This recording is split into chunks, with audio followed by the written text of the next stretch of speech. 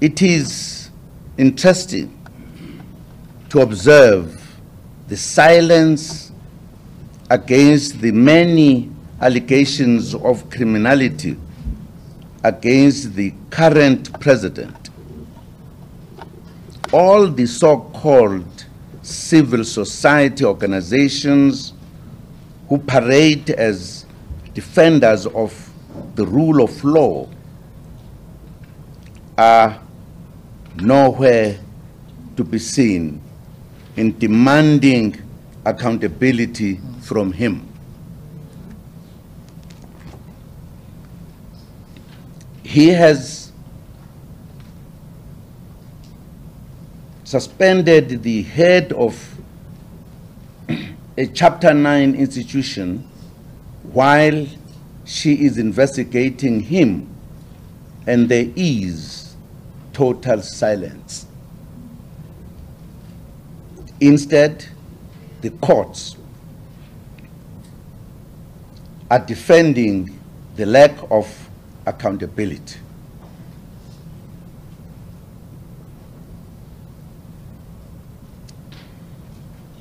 There is complete silence by the media.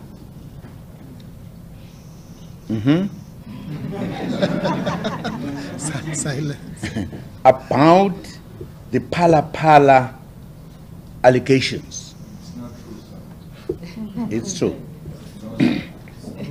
This was not the case when allegations were made about the security upgrades at my home in Kandla. By the way, this is standard practice as prescribed. In other words, the fact that there were these upgrades is a standard practice as prescribed in the government handbook for all sitting and former presidents, that places where they stay will be taken care of by government. I often wonder what the situation would have been if I was the one accused of having millions of dollars hidden under my mattress. I wonder what would have happened if that was an allegation out of my Nkandla house. Let us not beat about the bush about the neglect of constitutional duty that comes with abusing the office of the president to conduct private business.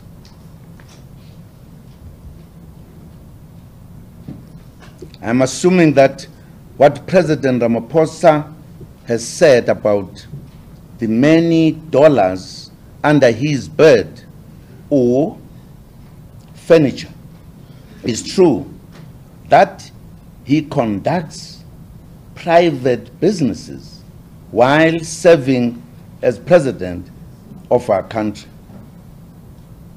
That on its own is unconstitutional, and those who applaud him for doing so commit the most disgusting transgression, not a transaction, transgression. I'm spelling it wrong. Conducted private business while holding the high office of president is nothing but corruption, which is inconsistent with the nature of that office and the Constitution itself. It is inconsistent with the oath of office taken by President and those who defend such deeds, both in the executive and the legislature, commit treason against our Constitution. Suffice it to say that your president has committed treason. But it's all silent, all keeping quiet. Somebody said we have not. I should have heard it, by the way. No president should conduct private business while in office. It's not allowed. Our country's problems are too big for a president who is busy hustling on the side.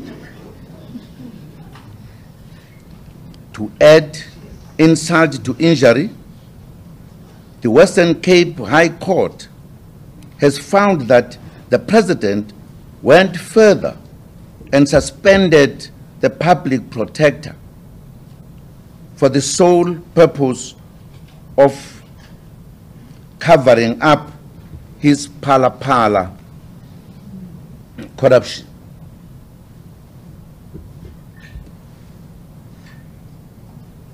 The president is corrupt, yet the busybodies and self-appointed anti-corruption crusaders and NGOs are dead silent. Yes. Finally, I wish once again to thank all those people who stuck their necks out in defense of democracy when the wolves were hovering around my body. Some